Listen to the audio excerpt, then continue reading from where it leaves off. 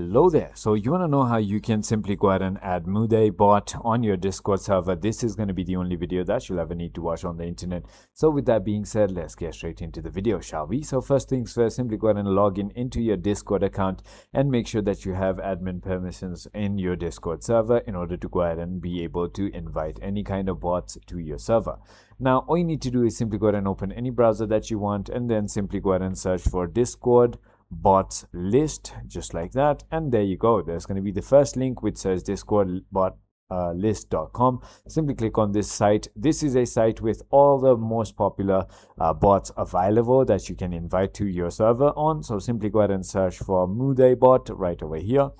And once you've done that, as you can see, it's going to pop up right over here. All you need to do is click on add bot and then click on invite Mudae Discord bot, and it will take you to this page where you need to log in into your Discord. And once you've logged in into your Discord, it's going to ask you which server you want to go ahead and invite it to, and just choose it and it will be invited. I hope this video was helpful to you. If it was, hit that like button and I'll see you on the next one.